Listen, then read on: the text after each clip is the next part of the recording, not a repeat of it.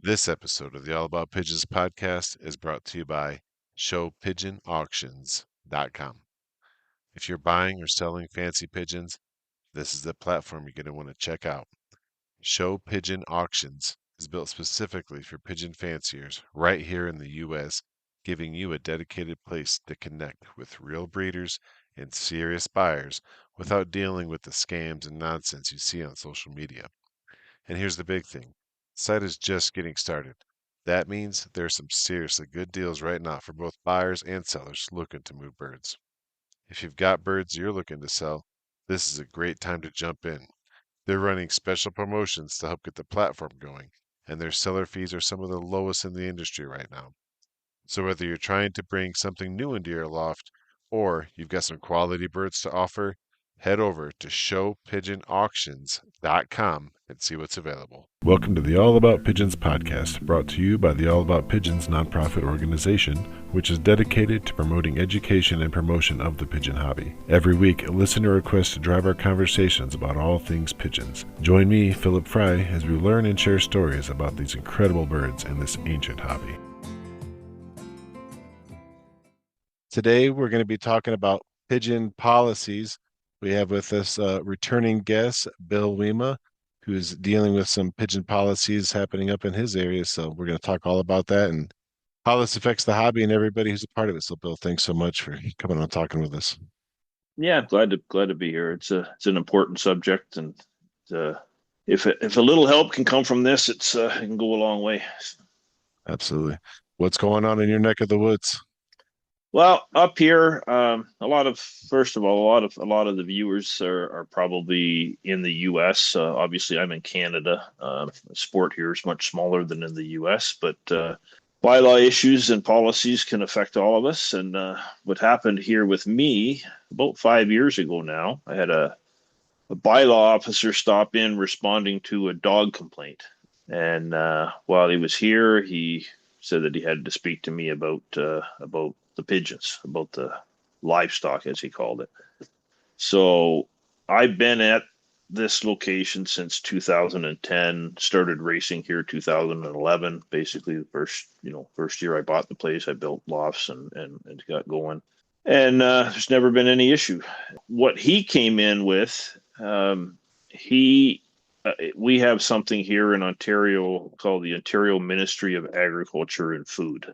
And they have a document called the short form MDS2 document, which is the minimum distance setback requirement document. And it stipulates how far from a property line, from a well, from a home, from, different buildings, whatever, a livestock facility has to be. That minimum distance requirement cannot be met on a property that's smaller than 2 acres. Even on 2 acres, it may not be able to be met, but on smaller than 2 acres, it definitely can't be met. So I said, well, that's, I had 10 chickens wandering around the yard. I got just for fresh eggs. And he says, how long do you need to get rid of your livestock? And I said, I can get rid of the chickens in a couple of weeks. And he said, what about the pigeons? And I said, pigeons aren't livestock. And he's like, oh, yes, they are. And I said, no, they're not. Right. And he said, well, in this township, we consider them to be livestock. And I said, well, you can consider them to be whatever you want. I said, they are what they are. The definition of livestock, the basic definition, is an animal that's kept to produce meat, eggs, or milk for human consumption. And that also is basically the function or the mandate of the Ontario Ministry of Agriculture and Food, is to regulate food and crop production.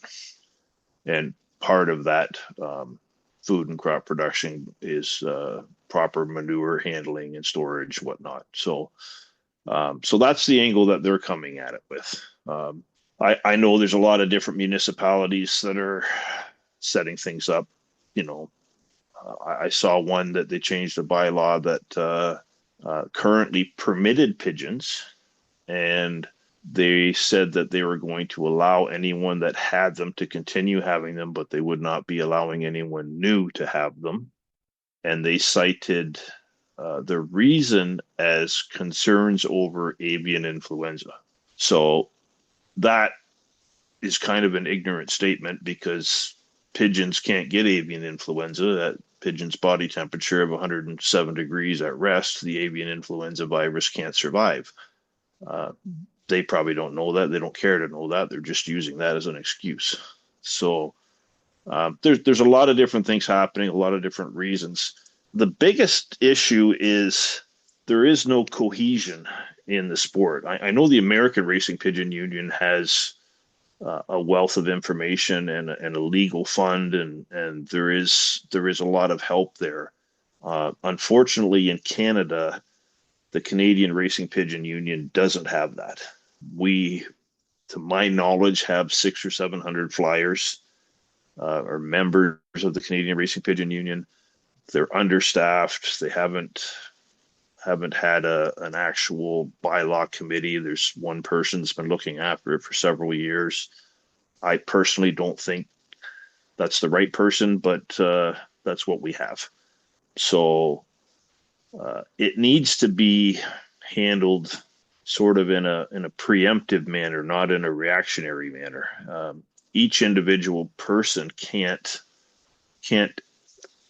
take this on by themselves. So it's it's first of all the way they operate. They come in and they threaten you here in Ontario. Anyway, my fine and others have received the same threat. It's up to $25,000 upon conviction, and up to $10,000 a day every day after conviction that the violation proceeds. So most people, when they get that order to comply, look at that and they'll go, "Oh boy, I can't afford, a big fine like this." So they pack it in. They get rid of their pigeons and they comply with the order. Whether the order's right or not, they maybe don't know, but they comply. So it's a bit of a bullying tactic. On top of that, if you choose to fight, as I did, you go to a lawyer right off the bat. The lawyer wants a $5,000 retainer. I'm $25,000 into it already, and we haven't even got to trial. We've had two court dates where first court date was we pled not guilty, and second court date was well, actually just coming up in April, which is what they call a pre-trial, where my lawyer and the prosecution and the judge will just have a short meeting to discuss whether there can be any resolution, and if not, how much time they need for trial, and what are the key issues and whatnot. So, yeah, that's where I'm at. I need to win this because it will set a precedent that will help everyone in the sport in Canada. That's important. And that's the way the CU should approach it, but they haven't. There's also advocacy groups that we could approach to try to work on getting something more uniform, because every municipality and city has their own different bylaws set up, and there's no uniformity to it, and there should be. It's a hobby, it's a sport. Whether you have fancy pigeons, whether you have exhibition chickens that you raise to a breed standard and take to shows, or you race, we're all in the same boat in that regard. We Yeah. can all be shut down, regardless. So Yeah. yeah, so it's kind of hard to say, speaking to an audience that's all over North America, that this is what you should do. But there are some pretty basic do's and don'ts that we can go over anyway to give some of the viewers some ideas. Yeah. And so, yeah, I mean, and we got listeners in like 70 different countries. And I think that one of them was in Germany that they had some pretty strict laws coming across the board. And it goes back to what you were saying. It was kind of back and forth with you and the officer. And then it got down to terminology over livestock. Right. Right. And that's where it always comes down to. It's, what's the legal definition here? And then it gets all hairy because, well, over here it's this, and we're doing this over here, and then 5 miles away they're doing this over there because there is no across the board. Over here it means something different than it means over here 5 miles away. And it's been Yeah, I mean, this is where it's bad because, like you said too, we're kind of on our heels. We're being reactionary right now. We're all individually dealing with this as it comes to us individually. And, yeah, here in the States, the ARPU does have for its members some really great resources to, educate basically like HOAs and, things like this. Hmm. And they can bring up past court cases that have shown, like the avian influenza, all these just basically educating people to Right. what really Right. is the situation here. I Yeah. mean, I hope that you're getting some backing are you getting backing from the racing union up in Canada? No, right now we're not. What I did well over a year ago, probably 2 years ago now, I did reach out and I said, listen, this is what's going on. I'm going to take on this fight. And I had a lot of people offered to send me money. And I didn't want to take money myself. I wanted the CU. I asked the CU to create a position, put me in charge of it, and create an account that people could send funds to that we could use to fight this. Yeah. And then, if there's an excess, we can use it to fight future accounts. We could use it to maybe have a lawyer on retainer that could work on behalf of everyone. If we had a groundwork laid out of a defense that worked, then it'd be easy for him to maybe transition that defense into somebody else's case. It took over a year to get a response from the CU, and the response wasn't very favorable. So, and I don't want to bash the CU. Like I said, they're understaffed. It's Yeah. they haven't had an annual meeting for years, which should have happened a long time ago. We need people in there that are gonna make some change and work together. So, but anyway, I am going to start up my own GoFundMe account now, and because that from this point forward, things are going to get quite expensive, and I'm doing this not only for myself, I'm doing this for the whole sport. And like I say, we need to get the fancy pigeon guys involved. We need to get the poultry guys involved, and the whole industry will benefit from it. So just I'll speak from my knowledge here in Ontario. So our bylaw officers are provincial offenses officers. One of my very best friends has been a provincial offenses officer in Ontario for most of his working life, and he's very aware of what's going on with my case. We talk about it quite a bit.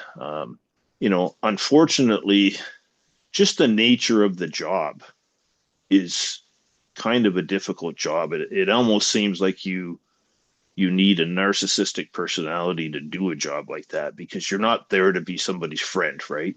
Right. How do you get any enjoyment out of your day when you're out there harassing people all day long, right? So No. if you have a narcissistic personality, yeah, you feed off of that. You love it, right? But so having said that, they're not all narcissists in my mind. There's got to be some good ones out there, but the best way to deal with a narcissist is to simply not react Yeah, don't feed and it. Yeah. don't feed it. Yeah, don't get upset. As a matter of fact, be polite, but you have no obligation to assist a bylaw officer in an investigation. So the way it works is they want to make an appointment with you. So they'll send you an email and they'll ask you to, respond to the email that you're going to agree to attend at this date and time at your property for an inspection. You don't have to reply to that. You can if you want to, but you don't have to apply to it. And I didn't. I ignore them. I don't reply to them. I don't respond to them. He tries calling. He leaves call messages, voicemails, whatever. You don't need to be here, right? So, you know, I did meet him a couple times. I put a video on my Facebook a while back of one time I was here. And basically, you don't need to answer any questions. He'll ask you questions. You don't need to talk to him about anything.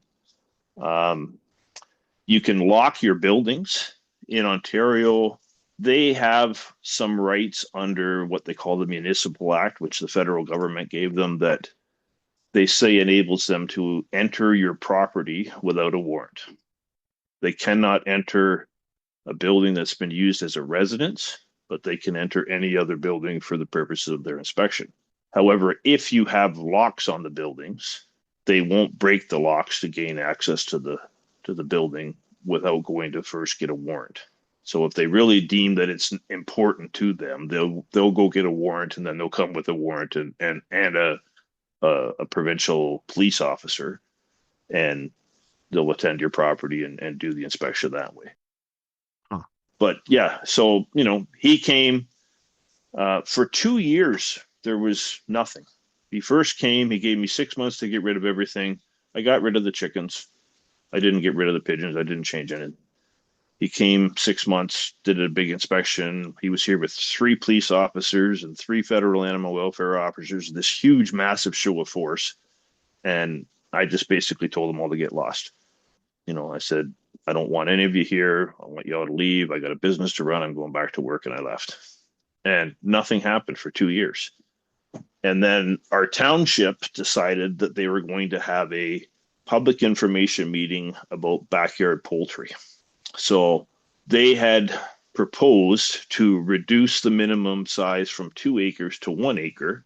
So they would allow people with 1 acre or more to have 10 chickens, ducks, geese, or turkeys. Right. And I went to the public information meeting. There was 3 other people there, 2 of them that I knew. And it was at 1:00 in the afternoon. So the first thing I said to them, they give everybody 5 minutes to speak. So the first thing I said is, why are you having a public information meeting at 1:00 in the afternoon? Right. They said, well, what do you mean? I said, well, everybody's at work. Yeah. People can't take a half a day off work to come here to talk about having a few chickens in their backyard. Well, they can join us with Zoom or whatever. I said, no, if they're at work, they can't do that either. Right. I said, you're doing this at 1:00 in the afternoon to minimize the confrontation. Right. I said, secondly, you don't have the right to tell me on any size property that I can't keep a couple of chickens to have fresh eggs for my breakfast. Right. And in the city of Guelph, funny enough, which is right beside my property line, I'm on the border of the city of Guelph. In the city, you're allowed to have chickens on any size property. Oh, wow. In the city. Right. But out here in the country, you have to have 2 acres. Right. That's ridiculous. That's just how far behind the township council is in my area. Yeah. So anyway, everybody that was there objected to it. They passed it anyway. And as soon as they passed that bylaw, a week later, the bylaw officer comes back. And he said, I was hoping they were going to deal with pigeons in your backyard poultry bylaw, but they didn't. And you're still in violation from 2 years ago. So here we go again. And I said, well, they couldn't deal with pigeons in a backyard poultry bylaw because pigeons aren't poultry, nor are they livestock. Right. I said, unless they specifically added them, into a separate bylaw. So anyway, he went on again, and I said, listen, you and I are not going to agree. I am not going to get rid of my pigeons, so charge me. And he said, well, I didn't want to do that. I wanted to give you time to bring the property up to compliance. And I said, well, as far as I'm concerned, I am in compliance. I don't have any livestock here. So if you have to charge me, then charge me. We'll get it before a judge, and we'll let someone that's far smarter than both of us decide who's right and who's wrong. And a couple months went by, and I finally did get charges. Right. So what they have charged me with is actually a zoning violation. Right. Saying that I have livestock buildings on land that's not permitted for livestock. Right. So that's, and here I have no neighbors. I have one physical neighbor. Yeah. Right. Behind me is a cornfield. Yeah. On the south side of me is a 10-acre piece of crown land that's all overgrown. Yeah. On the other, across the street from me is a 300,000 square foot factory. Mm-hmm. And I have one physical neighbor beside me who love the birds. Like you say, the city that you border next to, the city, go wild. Yep. Turkeys, chickens, whatever. So out in the country, Yep. Yeah. So anyway, I've had a few suggestions. Like I said, be polite. You don't need to assist them. if you live in the city, community outreach is a great thing. Mhm. There's a fella in one of our clubs. He does this once or twice a year. He invites all his neighbors to come over for a barbecue. Mhm. And they have a an education day. Bring the kids over, have a barbecue, let them see the birds, explain it. Maybe put all their band numbers in a hat and take them 5 miles down the road for a training toss to see who comes first, right? But make the whole community aware of your sport, of the hobby. You Yeah. know, that might also reap rewards down the road. You might end up getting a new fancier out of that eventually, but Yeah. it educates people into realizing that, hey, these aren't the common pigeons that we see outside, right? Yeah. That they everybody looks at them, thinks these are rats with wings, they're disgusting, they carry disease, they do this, they do that. That's a great thing to do. One thing I do every year, I've done it for the last 15 years, is we have a Special Olympics here in Guelph, and there's usually about 600 special needs athletes that come out, and all their parents and support staff. There's 1,200 people at the event, Oh, and wow. I do a pigeon release at the opening ceremonies every year, Oh, right? cool. And the kids, I have so many kids and parents come to me that this is they talk about it all year long. They want to see the pigeons. Yeah. That's that they love that part about it. So Yeah. the mayor's there, and he does, let the games begin, and we release the birds, and the all the athletes are lined up on the track, and the pigeons almost take their heads off sometimes, and it's great, right? So Yeah. good things like that take a little bit of time out of your day, and make the community aware of what's going on. Yeah. Yeah. That's good. So I'll say, yeah. yeah. So here in Arizona, we have been having, and these policies, if you're really paying attention, they don't just come out of nowhere. They kind of quietly happen, because it's like you're saying, it's these little town hall meetings that are 1 in the afternoon that unless you get wrapped up in it, how many have happened before, you got your Right. finger kind of in that trap. And so Yeah. here in Arizona, so for a while now, like down in the city parts, like in Phoenix, some Mesa, some of the bigger cities, they have banned the feeding of feral pigeons, because they call it a public nuisance, and they think that by stopping feeding the pigeons, you're going to eliminate their population, which of course has made No. zero impact. It always never works. That was one of the ones that in Germany was no more feeding feral pigeons. It's going to stop their numbers, and it never works. They're survivors. They live on cliffs. They're going to live on Yeah. our waste. We're messy, and they're going to survive. And so what happened recently is we have a senator down here who lives in a retirement community, and there was a public nuisance report of pigeons in that community, a small little community in Phoenix. And so he drafted up this bill to make it illegal statewide to feed pigeons because of a little local nuisance in this one community. So instead of handling that one issue, he's trying to pass this statewide ban on feeding pigeons. And so what we've been doing is we got everybody, because he appointed a committee of people who are going to be in this committee to try to pass this into law. And we've been just, putting their contact information out on social media with the information of the bill, saying, this is what the bill is, this is the origin of the bill, to calmly, that's just like you're saying. You got to be level headed. No matter how you feel about it, you just got to be cool, calm, and collected. Hey, Right. all you got to say is, my name is this, I oppose this bill specifically, and then they log it. They log everything. And they're not Right. going to be so concerned about the morality or even the facts of the matter. They're politicians. They're going to look at this and be like, you know what? It's not a good look. Just leave it to the wayside, move on to the next thing. And to be real, I mean, we've got kind of a dumpster fire going on over here, and feeding pigeons and banning that should be kind of bottom of the So bucket right now. is the wording of that feeding pigeons or feeding feral pigeons? This one is feeding, I think I have to look at it again. It's feeding pigeons, but the problem is that they're considered a public nuisance. And so, Right. and because of that verbiage of public nuisance, that's how they've passed the previous bills that you kind of never heard about. So in this city, public nuisance, boom, pass the bill. This city, Right. public nuisance, pass the bill. And so when you don't just make the phone calls and kind of fight these things back, eventually it's going to snowball into like, hey, we've documented that pigeons are a public nuisance for like 5, 10, whatever bills for the last so many years. So maybe you Right. shouldn't even have them in your backyard, like at all. And Right. that's where, the more that we just stay quiet as people in this hobby, the more that they're just going to walk over us. And, you talk about Yep. being reactive and on our heels, and if it comes down to, like you're saying, individual people who see these like, oh man, 25 grand, I'll just scrap it and get rid of my pigeons. And then, Yeah. we lose another one, we lose another one. And, Right. yeah, organizations that can get together and, have the funding to have a retainer and kind of get behind some of this stuff, even if it's just signing petitions. If you guys hear about a bill or something like that, make a phone call. It takes all of us to Right. do this sort of stuff, um and just Yeah. staying on top of it.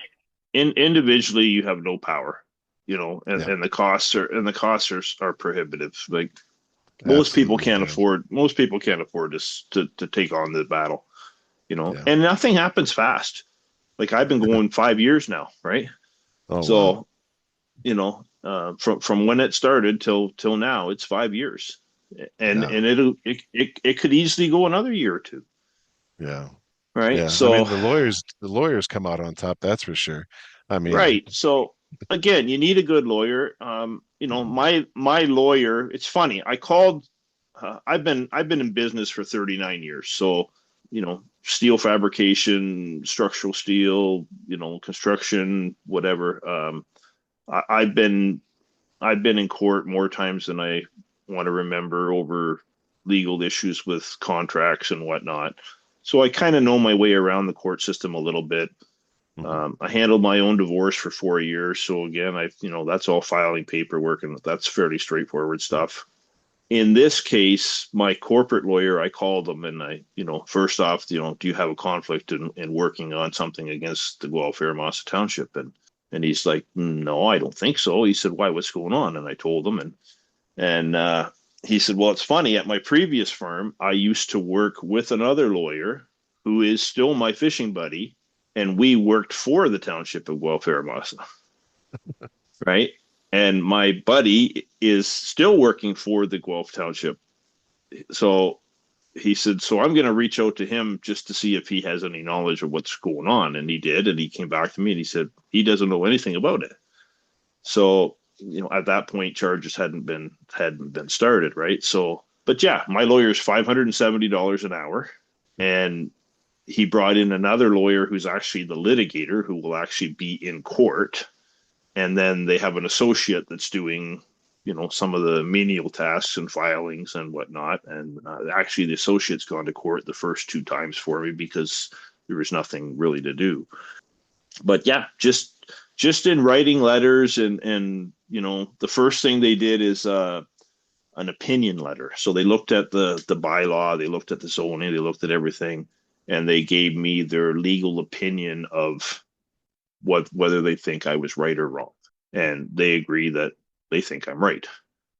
Okay, good. So, okay, from there, then they write a letter to the township, and then they have to get disclosure back and forth. And, it just, every month it's another 3 or 4 thousand, 3 or 4 thousand, it just carries on. Right. So yeah, but it has to be done. It's got to be, we got to see it through. Right. So, I've had other people call me that are having problems, and I give them some suggestions. Like I had a guy in Toronto call me, and the neighbor complained because there was pigeons sitting on his roof. And people need to understand this, okay? These guys are not your friends. So you don't need to talk to them. You don't need to help them with their investigation. So they came in and said, oh, the neighbor said there were some pigeons on the roof. And he said, oh, well, yeah, sometimes I let them out and they sit outside. And I said, don't do that. Don't ever admit they're yours, right? you know, the first question should be, oh, which bird was it? And they'll be like, well, Yeah. what do you mean? I said, well, all my birds have a leg band on them. So what bird was sitting on the roof? They Right. can't tell you. They don't have a zoomed in picture to show that it was yours, Yeah. right? They can't, if you Yeah. don't admit fault, it's very hard for them to convict you of anything. Yeah. So, that's why I'd say it doesn't matter what law enforcement it is, you shouldn't talk to them, right? I remember, I used to train martial arts a lot. I used to compete in a lot of tournaments and stuff. And one of the very first things that my sensei told me was, if you ever get into a fight, a situation outside of the dojo, and the police are involved, this is what you need to say. When they ask you for your statement, you tell them, I will be more than happy to give you a statement about how I defended myself after I speak to my lawyer. That's it. Nothing more. And I remember that you should say that anytime an officer talks to you about anything, that should be your response, right?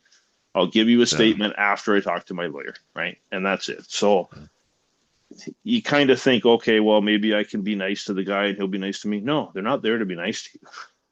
Yeah. They're No, there it's a to job. take Yep. they're there to take your rights away, right? And they enjoy doing Mhm. it. So Mhm. Yeah. yeah, Yeah.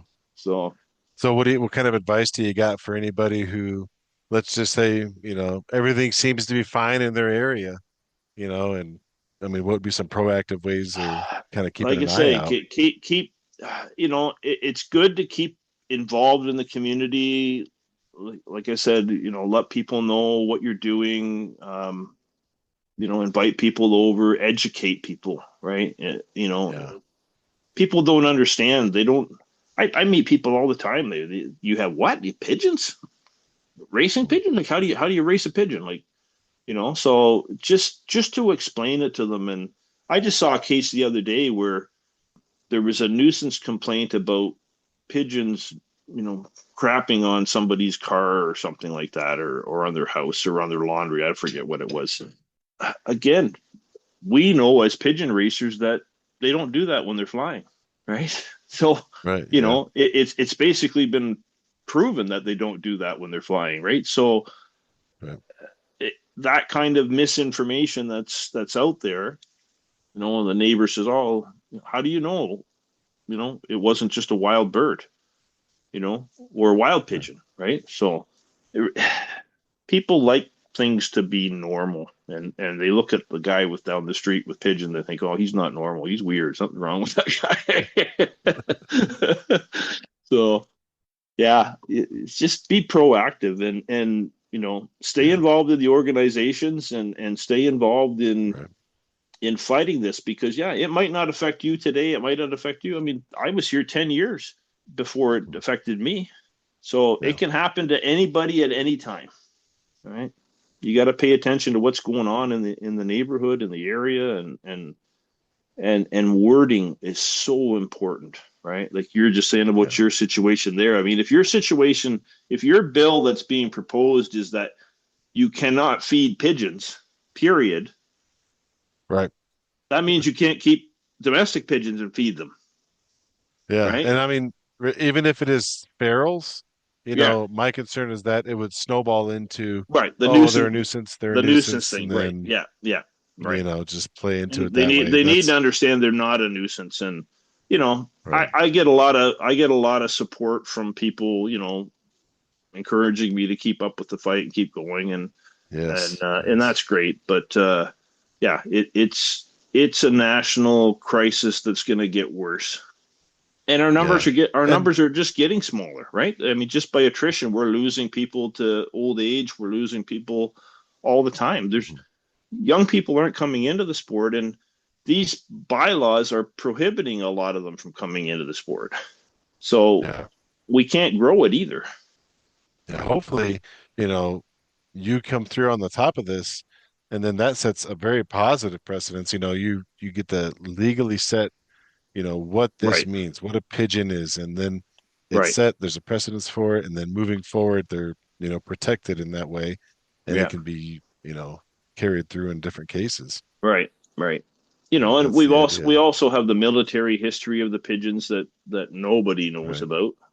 These are all strengths that we need to really, Yeah. remind people of, right? And Yep. Yeah, it's unfortunate that, especially there's so many more pressing matters to deal with than, you know, Yeah, absolutely. and Yeah. they gotta bother somebody with some pigeons, right? It's like, Yeah.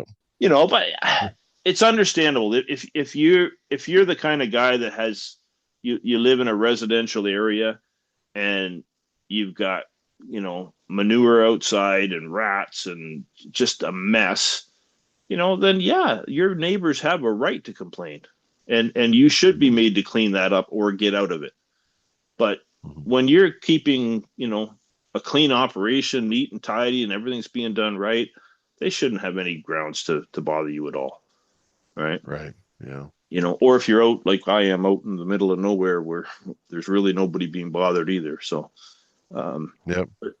yeah, Yeah. I get it. Well, keep up the good fight, Bill. I hope that you come out on top, keep us posted and let us know how that court case comes out. yeah.